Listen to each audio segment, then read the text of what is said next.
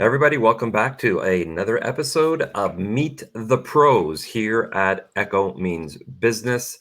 I'm Sam Fiorella. I'm one of the administrators here at Echo Means Business. And today we've got Jason Curlee from Jason's Lawn and Landscape in Wichita Falls, Texas. Thanks for joining, Jason. Hey, thanks for having me. Awesome. So we want to let the audience know a little bit more about you. You have been active in the Echo Means Business community and mobile app, and we're trying to shine a light on members, you being one of them today. So why don't you give us a little bit of background into your business? I've already mentioned that you're from Wichita Falls, Texas, but uh, tell us the type of work that your business does, the size of your area, all that kind of stuff. Um, the the type of work I do is your basic landscaper. I mean, I mow grass, I do flower bed maintenance, a little bit of tree trimming, shrub maintenance. I could do sod jobs. I could do almost anything when it comes to landscape.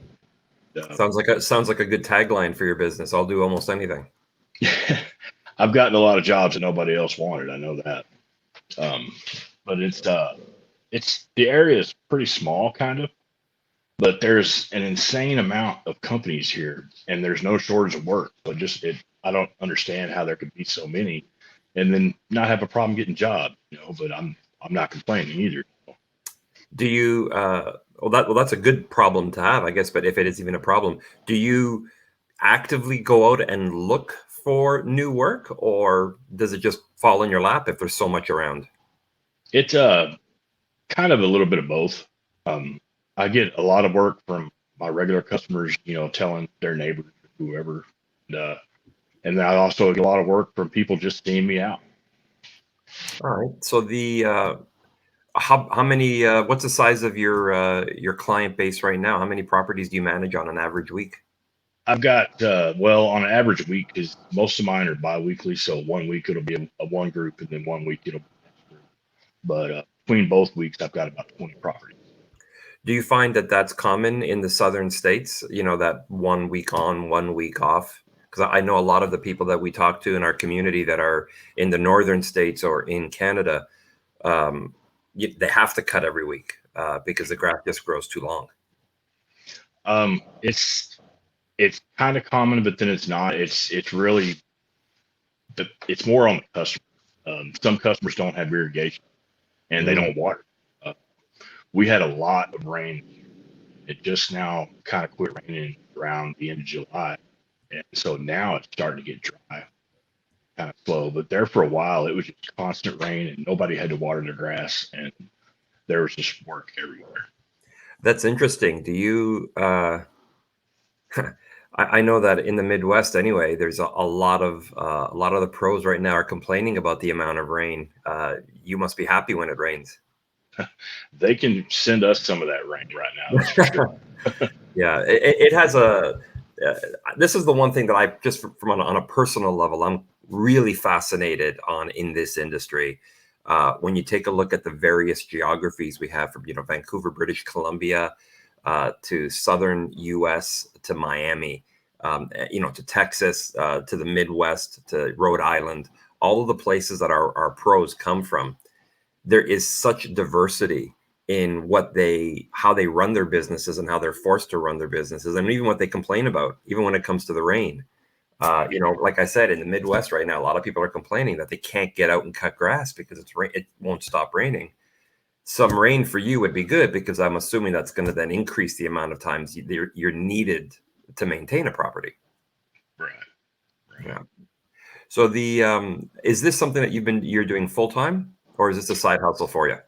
It's a side job for right now. I'm still having to work full time. I work every day from 7 to 3:30, then work for myself from 3:30 to get finished. But eventually, down the road, I want to be able to quit working full time, completely work for myself. How long have you been running this business part time? Since the end of April, probably. Like I've worked for somebody else, over the last 18 years as a landscaper. I've always worked for someone else. this is the first year that I decided to break out on my own. Well, that's cool. Good luck with that. Definitely, we want to hear those stories on the community as you comment and engage other people. But let me ask you a little bit more about that. I'm curious how you're managing the running of a business and working full time. That seems like a heavy workload, and then also I'm assuming having some kind of a personal life. It's been a struggle trying to adjust to it. It is a lot because it does take a lot of time, especially when I don't have any other employees, so I'm doing all the work myself, and then trying to manage it, schedule things, equipment, stuff like that. Sometimes I don't get in from out of my shop until 10 or 11 o'clock. Mm. And it has put a strain on things personally with my personal life, but we've been able to work around it. And my fiance is very proud of me. She sees how happy I am doing it, so she just wants me to be happy. I love that. I love hearing that. That's a great thing. If there are others that are listening or watching, this is one of the shorts that we have on our podcast, but also on our networking area of Echo Means Business. So regardless of where they're watching or listening, if there's others like you who are, working for somebody or running their own business in another industry and considering moving into this full time, what are some of the pitfalls that you didn't plan on that you now realize, holy crap, I got to deal with this, and this is more difficult than I anticipated? What should they be preparing themselves for? Really, honestly, just be prepared for everything to be different. No two jobs are the same. No two customers are the same. You might have a customer that you never talk to and everything's fine. You get paid all the time. Then you might have a customer that always, every week, wants to, nitpick or do something. And just be prepared for everything to be different every time. Yeah, that's sage advice. I've been doing a ton of these interviews over the last year in particular, and I've noticed that one of the skill sets, when I ask the question, like, what's one of the skill sets that you think you need to have to be a really good lawn care pro? I'm surprised at the number of times people say good customer skills is the number one, I guess, skill to have. Not, you've got to be really good with tools. You've got to really be, a really specific, an anal retentive about your lines, and, or that you have to know a lot about horticulture. Customer service, is the one big thing. You referenced there are some customers that always want to talk to you. How important would you place customer service on that list of skills for somebody looking to get into this business full time? It's very important. I mean, because you have to have a friendly demeanor. You want to be approachable. I think it's very important, and it's very important to know how to talk to the customer and not sound like you're condescending. That really irritates a lot of people. I've worked with guys who do that, and it's not good. Yeah. But I would think it's very important. My mama always used to say you can attract more bees with honey than you can with vinegar. So having a little bit of a silver tongue and understanding when to bite it goes a long way, I find, in any business that you're trying to run. Mm-hmm. On the flip side of that, would you consider yourself a gearhead? Not really. I know how to work on my own equipment, and I can do small stuff to my vehicles, but I'm not in any way, shape, or form a mechanic at all. You must have a good relationship with an equipment dealer down there for maintenance and repairs, then, no? Yeah. I've got a couple of friends that work for different dealers down here, but for the most part, all my stuff is still under warranty. So I take it back to the dealer. If there's something serious, I'll let them mess with it. You gotta love those warranties.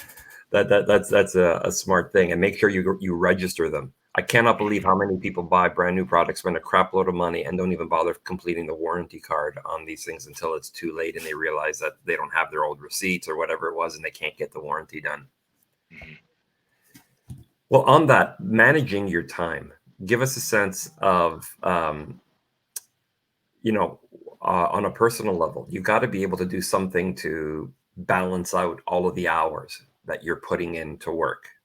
A little birdie told me that you're big into music, playing the guitar. I used to be.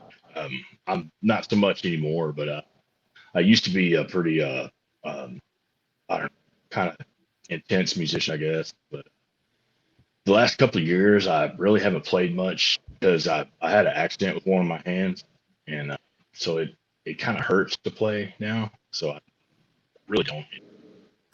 That's sad. Uh, How does that affect your working though? it doesn't affect it at all. The No, hand? it doesn't affect it. I mean, this was the hand, and it's just this finger is a little shorter than it used to be, and it's skin on top of bone, so Hmm. it's uncomfortable to play. I can still play. Yeah, I would imagine that the fine, just the fine movements and pressure that's required on the playing of a guitar would be a lot different than just maybe gripping a handle or something. Mhm. Yeah, it makes sense. The So, what advice what was one of your biggest mistakes that you've made in this industry? I'm trying to showcase what you've learned, positive and negative, to those people who have been, Uh, following your comments and your profile on our community. the biggest mistake I've made has been selling myself short or underbidding, or thinking that's too much to charge. I really should charge that, you know. And because in the end, if you don't price things right, you're not going to make any money doing it. Yeah. You're basically going to be paying for the gas it takes to do it. So just never sell yourself short. Know your worth. Were you listening in on that pro networking session we did Thursday Night Live about knowing your worth? I caught part of it. Yeah, that's one of our more popular podcasts and videos on the networking session here on the community. It is amazing how many people get into this business without understanding how to price Mhm. products, or understanding the profit margins or all of the various costs that go into it. So I'm glad that you raised that. Not a lot of people are willing to admit that that's a hard lesson to learn. Sometimes it is better to just walk away from a job and not take it than lose money on it. I've, I've Because had to do that that. time could be best spent somewhere else. I've had to do that, and I've intentionally, well, I won't say I intentionally priced jobs too high because I I could have done it, but it wouldn't have been profitable for me to do it. And so I intentionally did it too high so the customer wouldn't, want me to do it. Yeah. Uh, There's something called price to indifference. That if you've got and basically what the rule is if you don't want, or if there's a client that's just pissing you off and is just too difficult, simply rate don't fire them. Just raise the price to the point where their BS is worth putting up for because they're paying enough. And if they're not prepared to pay for it, then they walk away from you. And if they are willing to pay, well, then good for you. You're willing to put up with it and you make some extra bucks in the meantime. mhm. That was a lesson that I learned early on in my career. So, give us then, just to wrap things up here a little bit. What You said that learning how to price, or not undervaluing yourself was one of your biggest mistakes. Now, give us something that you've done really well. What is your key to success in your industry right now? I would say my attention to detail, uh, because I don't have 200 clients, so I don't have to go just speed, speed, speed. I can take my time and pay attention to the little things, make sure that I get every little leaf that I can, make sure that the edges are straight and everything. And I tell people that when I'm talking to a new customer, I tell them that's what sets me apart is my attention to detail, because I don't have to rush, and so I can take the time that it needs to make it look right. Well, from the sounds of it, you have a lot of competition down there. So finding your unique differentiator amongst that competition is, how do you, other than just talking, do you have any other marketing or promotion that you do that highlights that differentiator for you? I take pictures of some of my more intricate jobs and stuff. I use those in my advertisements. I advertise on the Nextdoor app and I advertise on Facebook. Is that where the majority of your new leads are coming from, or is it from referrals from existing clients? It's a little bit of both. It's about half and half, but Oh, I good. do get a lot. I get a lot from the Nextdoor app, actually. Yeah, I've been hearing a lot of people talking about that app and how profitable it has been for them to be in it. Is it difficult to set up for somebody that doesn't really, not familiar either with technology or not familiar with the app? No, not at all. Not at all. It's as simple as making a Facebook page, pretty much. And how expensive is it to be part of that community? The to actually, well, because it's free. I haven't had to pay anything.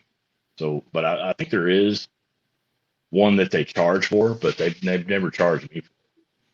Yeah, there are. You're right. I was just curious what your experience has been. There are free levels, and then there are paid levels for more exposure. It's good to hear, though, that with a free account that you've been driving a lot of business. Yeah, That's good to hear. I haven't had any trouble at all. I was actually kind of overwhelmed at first at how many people, did start calling. It was kind of neat. So I also wanted to congratulate you on being a runner-up winner in the Echo Means Business Backyard Grill Masters campaign. I don't know if those people listening knew that you are one of our winners, which is fantastic. Um, so what I saw from when we were monitoring the conversations, you jumped in pretty late into the time period that we were running the contest, but you really uh, moved up quite a bit. Was you got Now that you've won and it doesn't matter, you got to give us the secret. Were you actually spending a lot of time trying to drive those numbers up, or did you just do what you needed to do and then the points added up on their own? They just added up on their own. I had no idea that was going to happen. It was a complete surprise to me when I won. I actually thought it was a joke. But yeah, they went up on their own. That's good. So you're finding. I'm going to take a second here to we don't do commercials in this community, but maybe I'll ask you to give us a little bit of a testimonial in your experience in joining the community and moving up the leaderboard, which you didn't try and do. How valuable have you been finding the community on Echo Means Business? Extremely valuable. There's little maintenance tips stuff that I didn't know. Just little things that I just didn't know, and because you can never know enough. And every time I get on there and I get in the forums or I watch the videos or something, I learn something every time. Oh, that's fantastic. So is it more, I'm curious now, just doing a little bit of market research in front of whoever's watching this right now, are you finding the value being more on the technical side, meaning, product maintenance, product selection, or on business and business development type information that you're getting through the community? I've been really learning more of the business side of it, the business relation part, because this is new to me still running a business. So I've been really, really trying to stoke up as much of that as I can.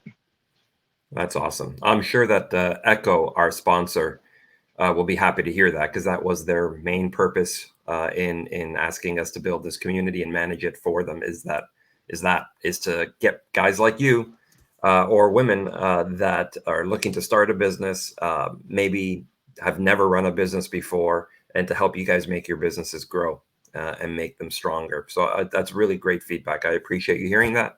Thank you very much for participating in the community. Congratulations on winning the runner-up prize in our last sweepstakes. I'm sure we'll be doing more of those, so pay attention. For those of you listening, if you missed out on this one, keep your eyes open on echomeansbusiness.com or on the mobile app. We will be promoting other promotions coming up. And if you're at the GIE, we will be there with our social media lounge, and there's going to be a ton of promotions and contests that we're going to be running there. So be sure to visit us there.